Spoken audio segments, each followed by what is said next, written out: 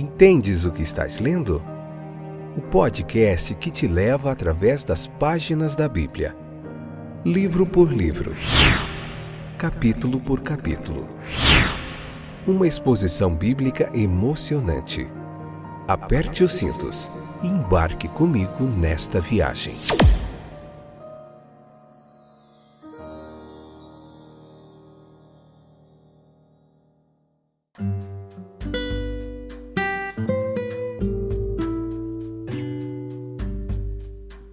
Olá, estou de volta para mais um episódio fantástico do podcast Entendes o que estás lendo? Atos, capítulo 18, parte 3, episódio de número 849, 10ª temporada. Joia demais poder estar aqui com você, para a gente juntinhos meditarmos no texto da palavra de Deus. Hoje vamos falar do retorno de Paulo a Antioquia. Leia lá no capítulo 18, versículo 18 ao 22. A gente vai falar mais um pouquinho dessas viagens missionárias de Paulo e a gente tem muita coisa legal para aprender. É uma satisfação imensa ter a sua audiência, a sua paciência aí com a gente, mergulhando no texto bíblico e aprendendo mais da palavra de Deus. Você encontra muitos outros episódios desse podcast, outros livros da Bíblia, numa pregação expositiva, no ensino textual, capítulo por capítulo da palavra de Deus. A gente vê aqui, não sabemos exatamente a natureza exata do voto que Paulo cumpria, mas nós podemos tirar várias lições do texto que podem ser tiradas também de sua conduta. Observe comigo que a regra sua era clara: trabalhar enquanto é dia. Onde Deus abre a porta, que entre o servo pronto. A voz do Todo-Poderoso diz: para o alto, para a frente, sempre. Trabalhe não por glória e lucro, mas pelo reino de Deus e pela salvação dos homens. Não demore em debater com carne e sangue. Inimigos poderiam tê-lo detido na frente, amigos amorosos poderiam tê-lo contido, dificuldades poderiam tê-lo feito recuar. Mas ele ouve apenas uma voz. Ele vê apenas uma mão e segue em frente. Aquele que procede com esse espírito, sem pressa, sem descanso, está sempre partindo, sempre chegando e passando ileso por perigos que, se fossem imaginados, pareceriam intransponíveis. Pode exclamar com gratidão ao final de cada passo da jornada da vida: até aqui nos ajudou o Senhor. Quando vemos o retrospecto aqui, do versículo 18 ao 23, um intervalo nos trabalhos de Paulo, que não se sabe quanto tempo exatamente durou, provavelmente um descanso necessário, possivelmente ligado a um voto, empregado em visitar Éfeso, navegar para Cesareia, sua longa comunhão com a igreja ali, dirigir-se a Antioquia e relatar os seus sucessos por algum tempo, e então revisitar o cenário de seus trabalhos na Galácia, na Frígia. Assim, foi um tempo de relativo descanso corporal, de reflexão, preparação para o futuro e de convívio e comunhão confirmado com os irmãos.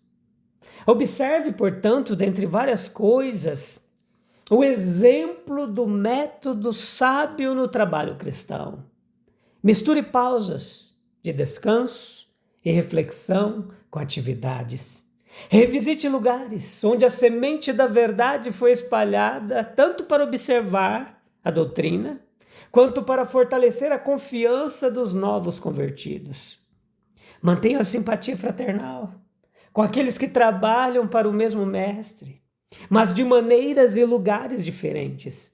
Nós devemos evitar o mero individualismo na vida da igreja e nos esforços evangelísticos. Paulo constantemente se referia a Antioquia e nunca se esquecia de que havia sido recomendado a graça de Deus por seus irmãos. É uma ilustração da nomeação providencial na vida do povo de Deus. As ausências de Paulo, de seus convertidos, as ocasiões de suas cartas e, portanto, de suas instruções à Igreja Universal. Apolo abriu caminho em Éfeso, sua missão era importante, possível necessidade entre os efésios de outros elementos além dos paulinos, daí tanto Apolo quanto posteriormente o apóstolo João.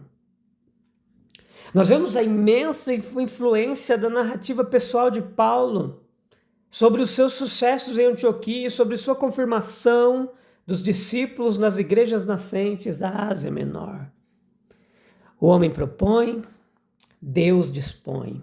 E isso é maravilhosamente ilustrado na história primitiva do cristianismo. Aqui nós temos também um vislumbre sobre as relações pessoais de Paulo com o próprio judaísmo. Nós vemos ele cumprindo um voto de raspar a cabeça em Cencreia, pois por alguma razão que Paulo considerou suficiente, ele havia deixado o cabelo crescer por um tempo e agora, com o tempo do voto quase expirado, ele raspa o cabelo. Portanto, a tradução rapou a cabeça é adequada, pois ela expressa o sentido de um corte completo, um ritual, especialmente considerando que Paulo havia feito um voto, provavelmente um voto nazireu, conforme Números capítulo 6, no qual o cabelo era cortado ao final como sinal de um cumprimento. E o ponto para o qual nós nos debruçamos aqui, como que sugerisse lições adequadas para nós, é que, sendo judeu de nascença, Paulo se viu preso a regras e cerimônias que não se sentia justificado em impor aos seus convertidos gentios.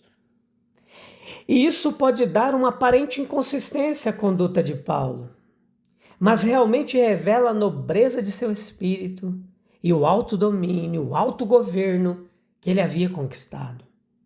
Nós devemos distinguir cuidadosamente entre as limitações sobre as quais um bom homem e um sábio mestre pode se contentar em restringir sua conduta pessoal e a liberdade de tais limitações pessoais que ele pode impor em seus ensinamentos públicos. Como ilustração, nós podemos fazer referência a muitas questões, como ir ao teatro. O mestre cristão que sente que nenhuma regra sobre tais assuntos pode ser estabelecida é bastante consistente com tal ensinamento, se ele se contentar em se submeter a regras e não frequentar determinados lugares. Esta era a posição de Paulo. Ele sentia que pessoalmente ele não desejava romper os laços judaicos familiares de sua vida, mas embora pessoalmente atendesse a todas as reivindicações judaicas, ele defendia resolutamente a liberdade dos cristãos gentios de todas essas restrições e limitações. Os detalhes da conduta de um homem, eles estão inteiramente, totalmente, sob a sua própria responsabilidade. E que em nossas relações públicas, só podemos lidar com princípios, deixando todas as aplicações diretas ao julgamento e à consciência do indivíduo. Ainda assim, meus queridos, deve-se notar que a aparente diversidade entre a conduta pessoal de Paulo e os ensinamentos públicos dava aos seus inimigos um fundamento aparentemente justo para acusação. Nós observamos ainda que a vida pessoal de um homem, ele deve ser consistente com seus ensinamentos públicos. Duas coisas nós sempre exigimos de um professor público: o acento da convicção e a nota de sinceridade. A força por trás de um homem deve ser a força do próprio homem. Nós devemos conhecê-lo e ter a garantia adequada de que as coisas que ele fala têm um poder vivo sobre si mesmo. Nós exigimos com razão algo mais do que consistência, nós pedimos uma harmonia entre palavras e obras que mostre que cada uma está alinhada à mesma tônica. Se os inimigos de Paulo estivessem certos e suas práticas judaicas estivessem em desacordo com seus ensinamentos públicos, então eles arrancariam a vida e o poder de seus ensinamentos. Nós precisamos insistir que todo ensino público que esteja além do mérito pessoal do orador ainda é ineficaz. Ele só pode expressá-lo como conhecimento intelectual ou como sentimento atual. Um homem só fala com poder quando ele conta o que ele mesmo provou, manuseou e sentiu da palavra da vida. A vida de um homem, ela pode ser regida por considerações que ele não se sente obrigado a impor a outros. Este é o ponto sugerido por nosso texto. E uma ilustração simples nos mostrará a posição de Paulo. Um professor cristão hoje em dia, ele pode ficar pessoalmente impressionado com os exemplos de Davi, de Daniel. Pode sentir que adotar a regra de orar 3 vezes ao dia será de utilidade direta para a sua vida espiritual, mas ele pode sentir que não tem o direito de impor sua regra à sua congregação como algo obrigatório para todos. Ele recomenda o dever da oração, mas ele se submete a limitações que ele entende que são exclusivamente para ele. Muitos cristãos fazem avanços intelectuais, espirituais, que poderíamos pensar que lhes dariam grande liberdade de conduta. E, no entanto, o fato é que, até o fim de seus dias, eles voluntariamente mantêm seus velhos hábitos e práticas, preferindo se estabelecer dentro do que consideram limitações bem ordenadas. Nesses casos, o que encontramos é mais uma coerência, às vezes excessivamente severa, do que algo parecido com incoerência. O mal moderno caminha na direção de uma exigência excessiva de liberdade pessoal. À medida que novos aspectos da verdade divina ganham destaque. Aqui a gente entende e vê que Paulo ele reivindicou o direito de pregar como um gentio e de se limitar às vezes a regras judaicas, se assim lhe aprovesse. A igreja cristã ela é essencialmente uma igreja que tem sua missão. E essa missão é para o mundo.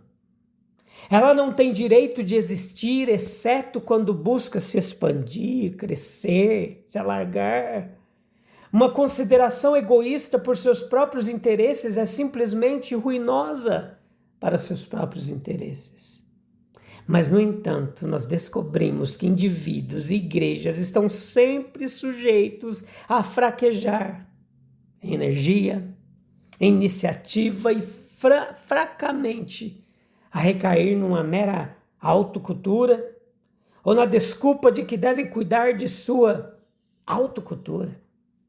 Apóstolos, homens fervorosos em todas as épocas, têm que despertar na igreja o senso de seus deveres e responsabilidades e fortalecê-la para cumpri-los devidamente. E assim nós encontramos na carta de Paulo às igrejas indicações das várias esferas e departamentos dos quais ele achou necessário fortalecer os discípulos. Até que ponto nós temos equilibrado o servir público com descanso e a reflexão particular? Estamos nós dispostos a restringir nossa própria liberdade por amor aos mais fracos, sem impor a eles nossos votos pessoais? São questões, perguntas retóricas para nossa reflexão e fixação de tudo que temos pensado e refletido. O meu convite agora se estende a você para a gente orar, buscar a presença de Deus, colocando diante dele nossas dores, temores e labores. Vem comigo. E depois dessa oração a gente está encerrando mais um episódio pela infinita misericórdia de Deus. Vamos orar? Senhor, ensina-nos a trabalhar enquanto é dia, Pai, sem buscar glória nem lucro, mas apenas o avanço do teu reino. Dá-nos a sabedoria de Paulo para conciliar ação com introspecção, reflexão, oração, descanso, com liberdade, disciplina.